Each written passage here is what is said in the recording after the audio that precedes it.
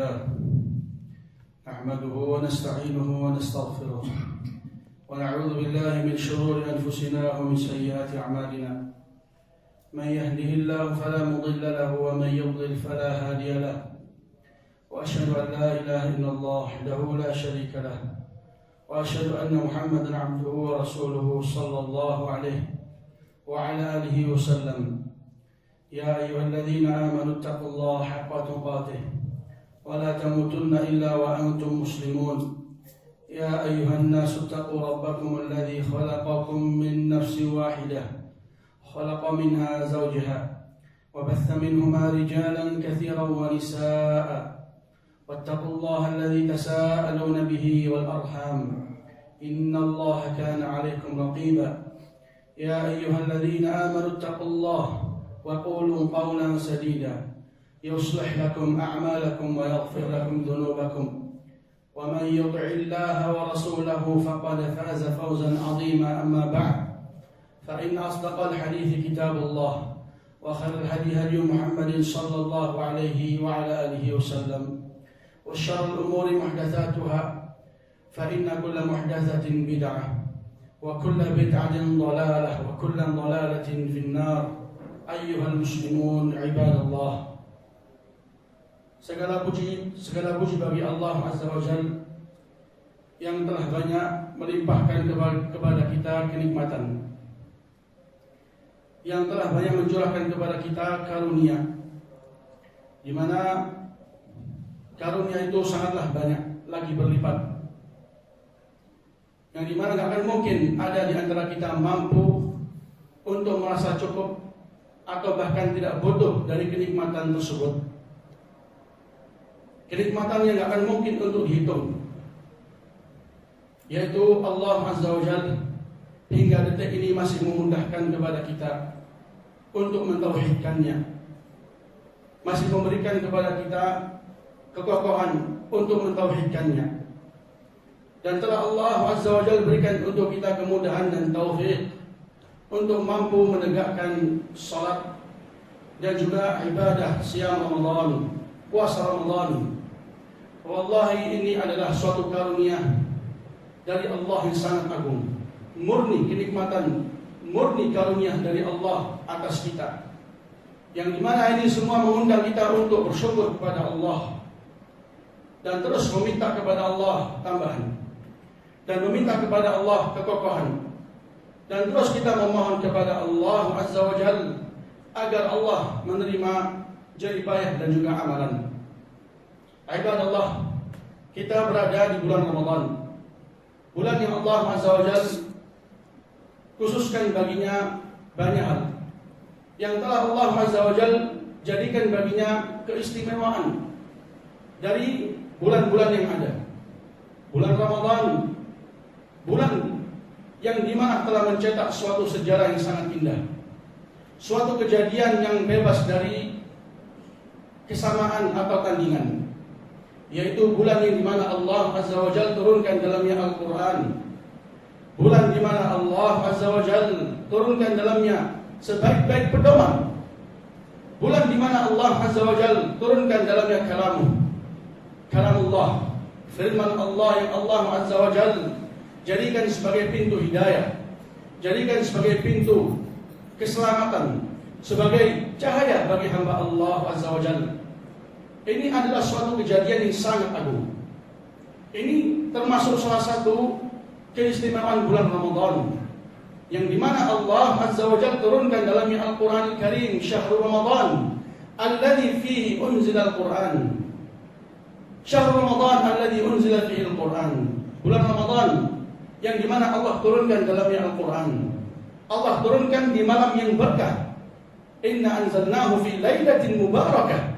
Kami turunkan Al-Quran di malam yang mulia, di malam yang berkah, secara khususnya di malam Lailatul Qadr. Allah Azza wa Jalla mengatakan inna anzalnahu fi Lailatul Qadr. Sesungguhnya kami turunkan itu, yaitu Al-Quran, di malam Lailatul Qadr.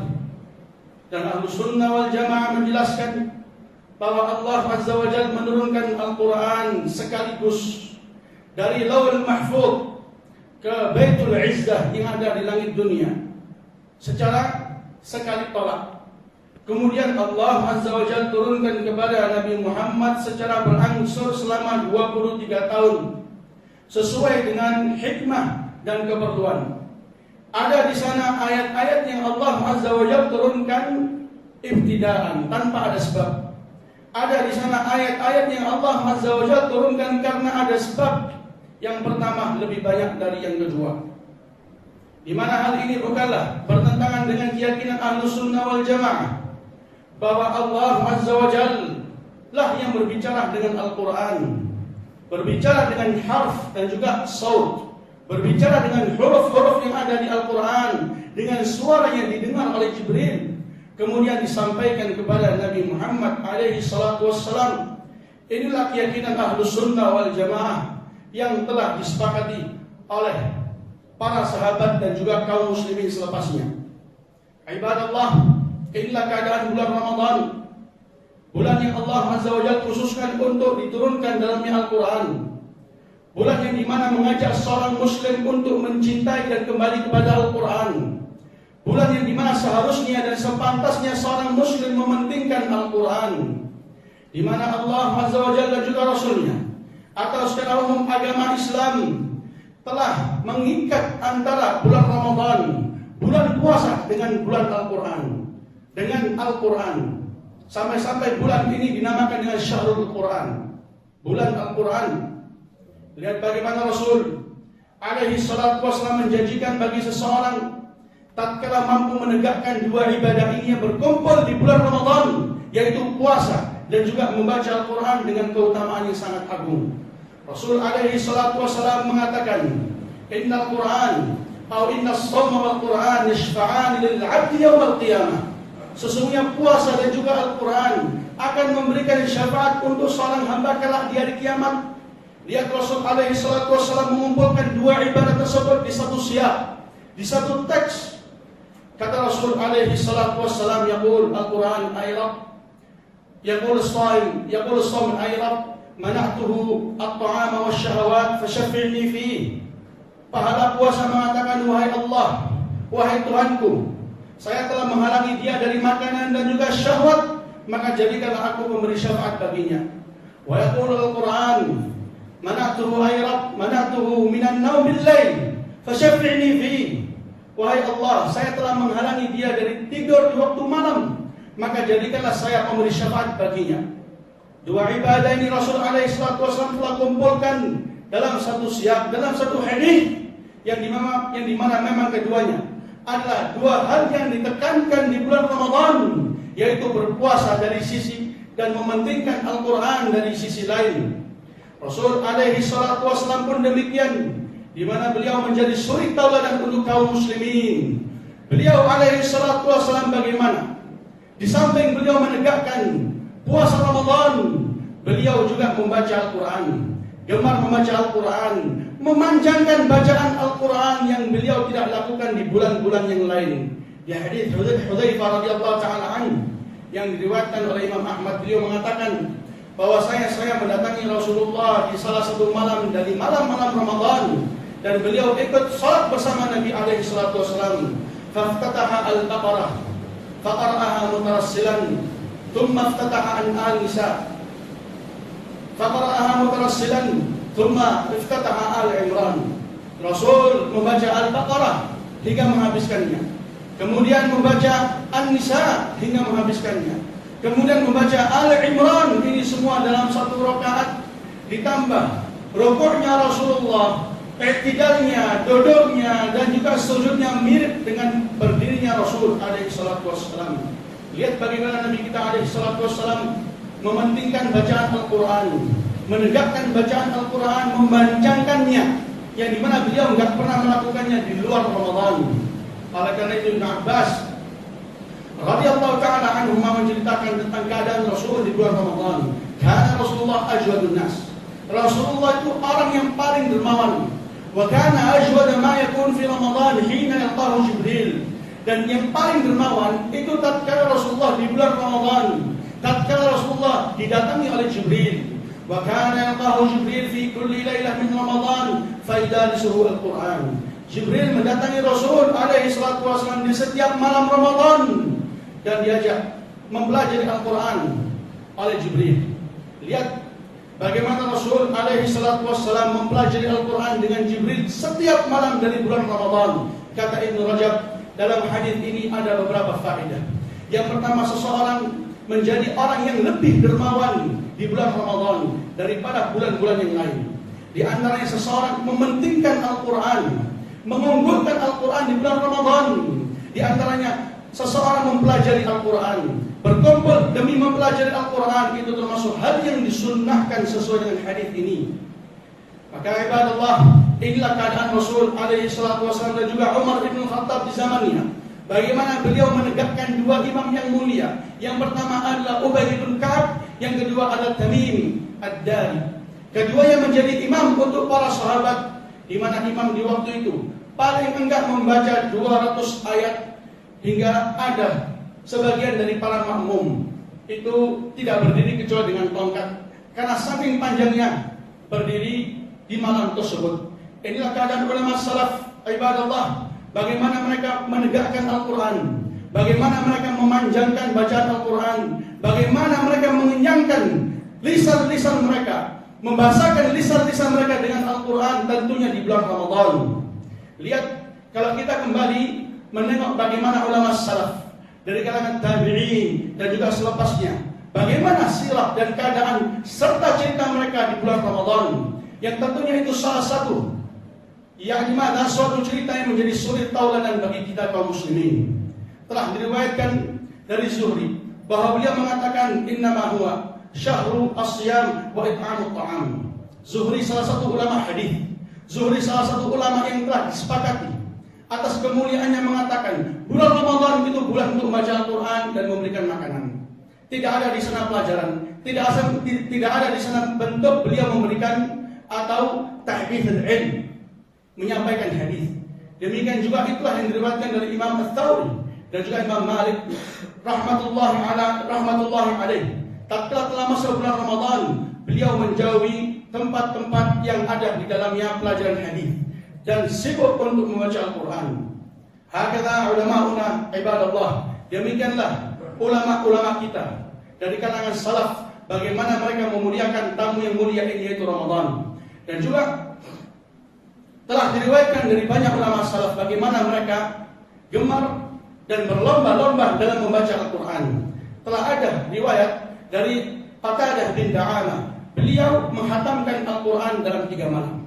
Ada di sana Al-Aswad, beliau menghatamkan Al-Quran dalam 2 malam. Bahkan telah diriwayatkan dari Rabi' ibnu Sulaiman bahwa Imam Syafi'i menghatamkan dalam 1 bulan 60 kali.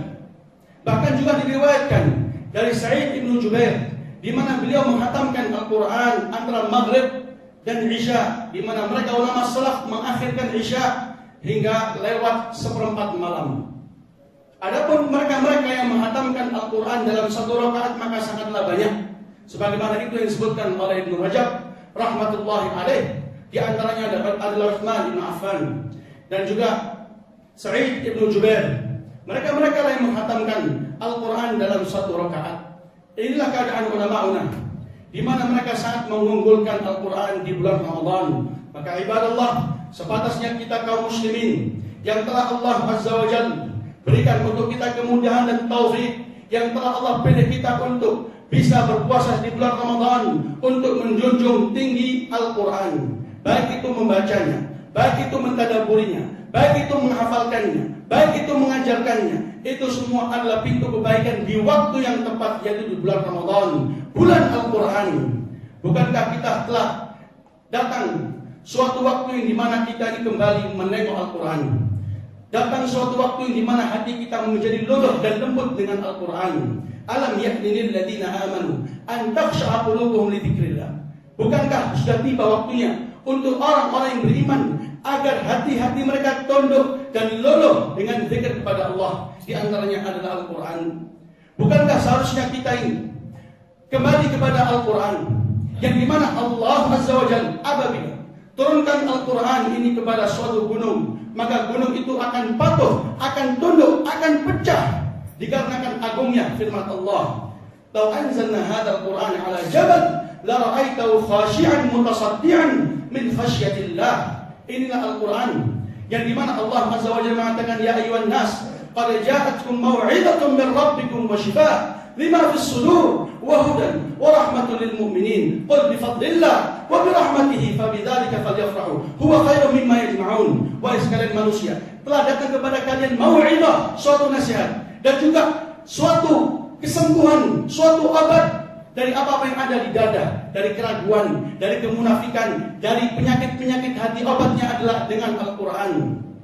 Dan itu termasuk rahmah dan hidayah bagi kaum mukminin. Maka dengan inilah sepantasnya seorang mukmin berbahagia. Dengan inilah sepantasnya seorang mukmin untuk mengorbankan jiwa, waktu dan raganya untuk Al-Quran. Tentunya di bulan Ramadan, lebihnya di bulan Ramadan. Maka hendaklah seorang muslim untuk terus menjunjung tinggi Al-Quran di bulan Ramadan. Jangan sampai kita termasuk mereka-mereka yang diadukan oleh Rasul SAW kepada Allah karena mereka telah meninggalkan Al-Quran, menghajar Al-Quran, tidak mengamalkan Al-Quran, bahkan menoleh pun tidak kepada Al-Quran. Rasulullah Allah Azza wa Jalla mengatakan, maqala Rasul, ya Rabb, inna qaumi ittakhadhu hadzal Qur'ana mahjura. Berkata seorang Rasul, yaitu Nabi kita Muhammad alaihi salatu wasallam, wahai Allah, sesungguhnya kaumku telah menjadikan Al-Quran ini sesuatu yang ditinggalkan. Maka jangan sampai kita terjatuh dalam hal ini, yaitu orang-orang yang diadukan oleh Rasul alaihi salatu wasallam kepada Allah. Terlebih di bulan Ramadan, bulan karunia, jangan sampai kita menjadi lemah, jangan sampai kita menjadi hina. Bulan keuntungan, jangan sampai kita menjadi merugi. Bulan yang dimana Allah Azza wa Jalla jadikan kemenangan, jangan sampai kita menjadi kalah. Hadza huwa. Ini bulan yang dimana Allah Azza wa Jalla turunkan dalam Al-Quran.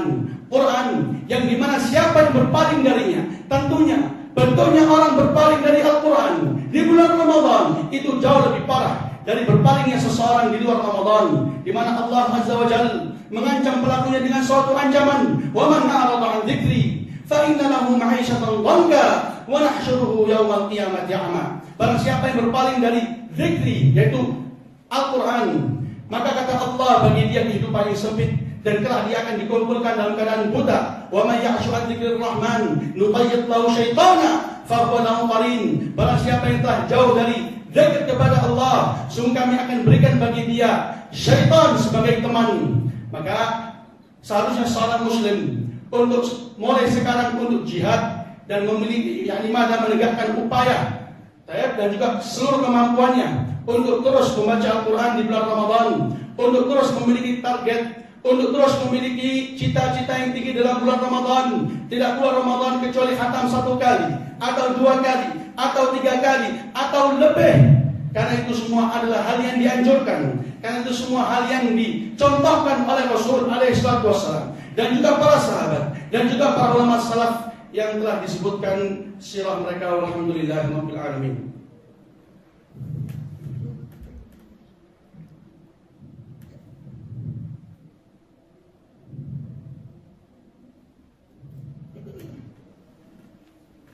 Alhamdulillahi ala ihsanihi wa syukrillahi ala jinanih. Wassalatu wassalamu ala nabiyyina Muhammad ad-da'i ila ridwanihi, amma ba'd. Mungkin ada salah seorang di antara kita bertanya, bagaimana bisa dicerna dengan logika mereka-mereka yang bisa menghatamkan Al-Quran dalam 2 hari, atau bahkan dalam 1 hari, atau bahkan 2 kali dalam 1 hari, atau bahkan dalam 1 kali rakaat, atau bahkan di antara 2 waktu yang sangat singkat, yaitu maghrib dan juga isya. Maka jawabannya, itulah suatu karunia yang Allah Azza wa Jalla berikan bagi mereka-mereka yang memang gemar dengan Al-Quran. Allah Azza wa Jalla anugerahkan kepada mereka kekuatan dan kemampuan, dan Allah Azza wa Jalla turunkan kepada mereka taufik dan hidayah dan kemudahan untuk menegakkan ibadah tersebut. Dan itu suatu keberkahan yang Allah turunkan, yang Allah khususkan bagi hamba-hamba Allah yang Allah kehendaki. Dan itulah keadaan Allah, sikap Allah, timbal balik Allah untuk para wali-walinya. Dan ini termasuk bagian dari karamah, keramat yang Allah Azza wa Jalla berikan bagi mereka. yang tidak ada yang mampu untuk menafikan atau tidak ada yang menafikan, tidak ada yang ingkar dengan kejadian ini kecuali mereka-mereka yang ingkar kepada karamah. Kemuliaan yang Allah berikan kepada para wali-wali, suatu kejadian yang di luar kenormalan dari kalangan Mu'tazilah, dari kalangan Al-Aqlaniyin. Mereka ingkar dengan hal-hal ini. Enggak percaya ada pun Ahlussunnah wal Jamaah. Di antara keyakinannya mereka itu percaya adanya karamah, adanya sesuatu yang Allah berikan kepada para wali-walinya dari suatu hal yang di luar kenormalan. Ditambah cerita-cerita tersebut telah dinukilkan oleh para a'immah yang terpercaya, para imam-imam yang terkenal atas keimamannya, seperti Imam Nawawi, seperti Ibnu Hajar Al-Makki dan juga Al-Asqalani, Ibnu Rajab dan juga Abu Nu'aim Al-Asbahani, dan yang lainnya. Banyak dari kalangan para ulama menceritakan tentang hal ini. Dan juga mungkin ada yang tanya, sesuai dengan kejadian yang telah disebutkan tentang bagaimana mereka mampu menghatamkan di waktu yang sangat singkat. Bukankah itu bertentangan dengan larangan Rasul alaihi salatu wassalam untuk seseorang tidak membaca Al-Quran kurang dari seminggu? Sebagaimana hadis Abdullah bin Amr, "Iqra'uhu fi as-sab' wa la tazid."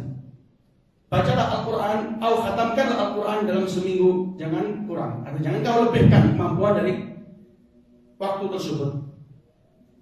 Atau bahkan, bukankah itu termasuk bertentangan dengan larangan Rasul SAW untuk seseorang membaca Al-Quran atau menghatamkannya kurang dari 3 hari? Di hadis Abdullah bin Amr bin As, "La yafqah man qara Al-Quran fi aqalla min 3." Gak akan paham, gak akan bisa mencerna orang yang membaca Al-Quran kurang dari 3 malam. Maka jawabannya tidak ada. Antara perbuatan mereka ulama salaf dan juga hadis-hadis Nabi alaihi salatu wasallam bertentangan. Karena maksud dari larangan tersebut adalah terus-menerus menghatamkan Al-Quran kurang dari 3 malam. Terus-menerusnya yang diingkari. Akan tetapi bila seseorang melakukannya di musim yang sangat agung, di musim yang sangat mulia, yaitu di bulan Ramadan, maka itu enggak dicakup oleh larangan tersebut. Karena Allah Azza wa Jalla jadikan untuk sebagai waktu, itu waktu yang mulia, waktu yang digandakan suatu amalan sebagaimana ada di sana suatu tempat yang dimuliakan, yang diunggulkan, yang dimana amalan sangat digandakan. Maka kata para ulama, larangan tersebut tidak mencakup apabila dilakukan di bulan Ramadan, atau seseorang yang datang ke Mekah yang dia bukan termasuk penghuninya, maka dia membaca Al-Quran kurang dari 3 hari, menghatamkan kurang dari 3 malam, maka itu sesuatu yang dianjurkan, bukan yang dilarang. Itu sesuatu yang disunnahkan, bukan bid'ah. Sebagaimana itu kira-kira sebagian kelompok. Dan inilah pendapat yang dikuatkan oleh Imam Ahmad dan juga Ishaq ibn Rahawai dan yang lainnya dari kalangan para imam, dan prakteknya para ulama salaf itu sebagai saksi atas benarnya pendapat ini, yaitu bahwasanya perbuatan mereka itu tepat dan benar, bahwasanya itulah yang sunnah. Maka tidak ada di antara perbuatan salaf dan juga hadis Nabi SAW bertentangan, karena hadis itu maksudnya adalah komitmen dan terus-menerus, bahkan dilakukan di luar Ramadan, maka itu hal yang dilarang. Tapi kalau datang bulan Ramadan, maka dianjurkan untuk orang itu jerih payah, untuk semangat, untuk mengeluarkan semua tenaga dalam menjunjung tinggi Al-Quran Al-Karim. Alhamdulillah Rabbil Alamin.